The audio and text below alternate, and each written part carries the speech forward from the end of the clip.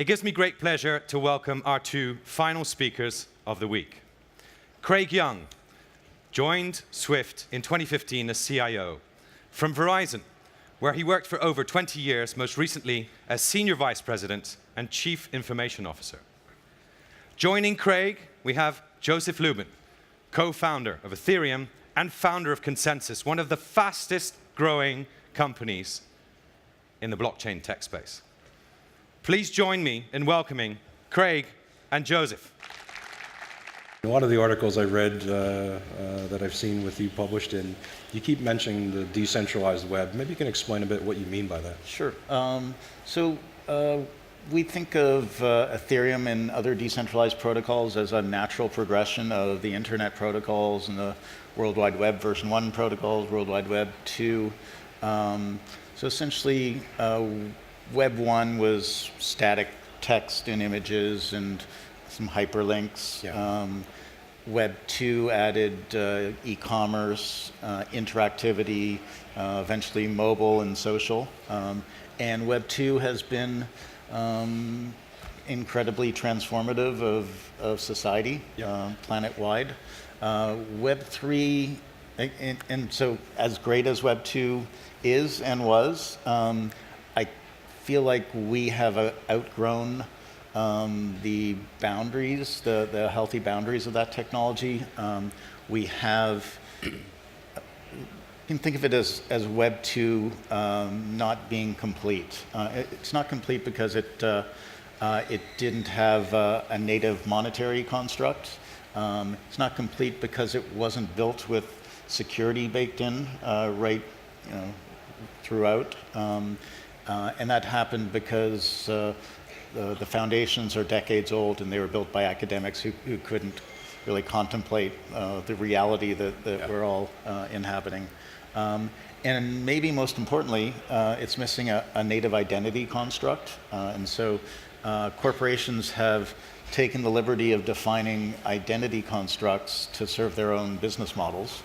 And that's resulted in, as we heard from the gentleman from Apple, treating people as the product.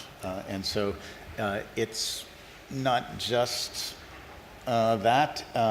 They're also data mining and interacting with us so that they are capturing our personal information and they're plumping it up and adding value to it so it can be sold more expensively. And even worse, they've sort of turned the internet into a dopamine slot machine where we're constantly liking and clicking and we're constantly fed images, words, etc. that are designed to keep us wrapped on our phones or on our laptops. And that's of course so that they can sell us more and more.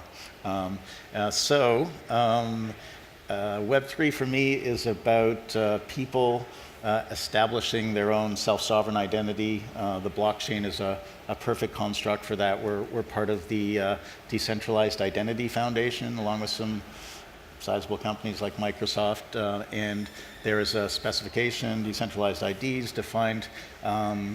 They don't need blockchain. Blockchain needs them, but blockchain really augments the establishment of self-sovereign identity, something that we can fully control, and persistent portable reputation. I should be able to upload my data, keep it encrypted, but fully control it from my side of the browser. So Web3 to me means that we have better control of our identity and information. It also means that we have greater agency. From my identity construct, I should be able to participate in network business models. So instead of me, say, investing money in a company and depending on that company to return something on my investments monetarily, we have this new construct, and the SEC has spoken that they understand that there is a new construct. It's not necessarily a company, but you can stand up a set of rules and you can use a token to serve as glue or serve as the business logic, and lots of different people in different roles can participate in that network and essentially create value for themselves. So I anticipate that from our identity construct, many more people around the world will be able to have greater economic agency, and eventually we'll figure out better political agency as well, hopefully. So Consensys itself is a number of companies. I mean, where are you seeing the most traction? So we're moving into phase 2 of Consensys. Phase 1 of Consensys was about showing up. It was about, we essentially formed a year into the Ethereum project and formed Consensys because we were about to release the platform, but there wasn't anybody building at the application layer of the platform. So I knew a bunch of people around the world and created essentially a multinational startup because we needed to find the people, hire the people wherever they were. And it was very hard building applications with no developer tools on a platform that wasn't really released yet in an ecosystem that didn't yet exist. So we had to build a lot of that. And we built the dominant developer tools, and we built infrastructure that handles about 10 billion queries per day from the ecosystem. And we're building many different products. It was enough, it has been enough to experiment, to explore, to do things that are cool and sort of open that ecosystem. But 6 months into our existence, we started getting calls from banks and governments and other kinds of institutions, supply chain, just asking to explain blockchain, eventually asking to build some POCs. We don't really do that anymore. We have, I believe, been one of the entities that successfully opened up the ecosystem, and if you look around, now it's become a competitive ecosystem. So what's next for Consensys is doing a lot of what we're doing, but with greater commercial impact, bigger projects, and just focus on excellence. So bigger project like the ComGo project, for instance, where we've got 15 different financial institutions, energy companies, et cetera, building shared collaborative infrastructure for their industry. It's not a closed consortium, it's 15 founding members of an open platform. Excellent. Yep. So lastly, I mean, you mentioned before kind of Consensys 2.0, but maybe you can just share a bit of where you see Consensys going here. Consensys is, we have around 50 different projects on the product side of the company, on the consulting side of the company. It's probably more like 100 projects if you include the different educational and community outreach, et cetera. And we're experiencing exponential growth. It's overwhelming. So every one of our projects needs to grow significantly, and we're growing way too fast. It's a little bit painful to add 50 or 60 people a month and try to keep everything. You're about 1,000 now. Healthy and coherent. We're at around 1,250 right now. 1,000 was. That was yesterday, right? Yeah, exactly. So all of our product teams are growing. The ones that are gaining real good traction. There's some efforts that were more explorative. They were about showing up and doing something cool and maybe have less commercial viability than we initially anticipated. Yeah. And so we think about a decentralized bottom line where it is about monetary revenue, but it's also about social impact, either locally or globally, and it's about ecosystem impact. And so that can involve a pure R&D project. So we're doing a lot of work with respect to the Ethereum ecosystem and other decentralized technologies. On the consulting side, more the same. Just a lot of discussion about projects that are looking quite big. Anything interesting? Everything, yeah. It's all pretty exciting stuff. We're in a pretty great position in that we just don't have to do anything that we don't find fascinating. Yeah. Well, very nice. Well, ladies and gentlemen, Joseph Lubin, thank you for your time. Thank you, everyone. Thank you very much. It's my pleasure to kind of have the last word and drop the mic. There's an African proverb that it takes a village to raise a child. Now, to make Innotribe, it doesn't take a village, it takes a family. And I really want to come up here to thank those members of the family who've been with us on this journey this year.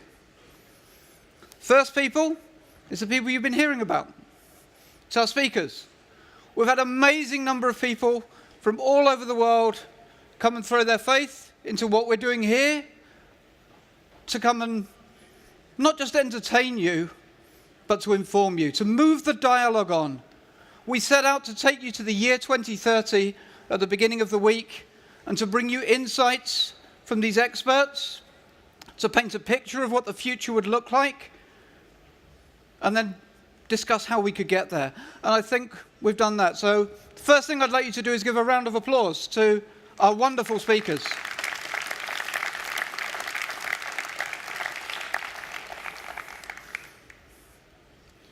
I was trying to look for something a little bit more pertinent than the village and acronym earlier, and I think this really sums it up.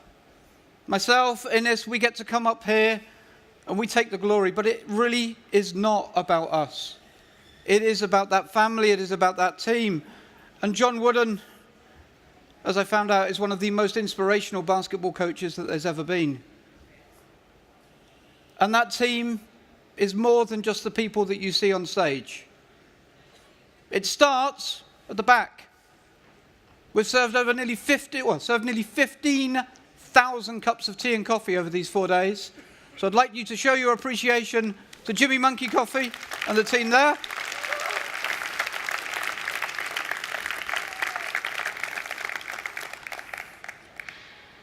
And then bring it a little bit forward. We've been supported by an absolutely amazing team. We have a front of house team. Give us a wave, guys.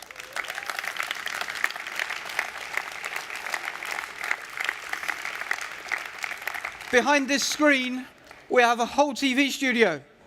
Give us a wave, everyone.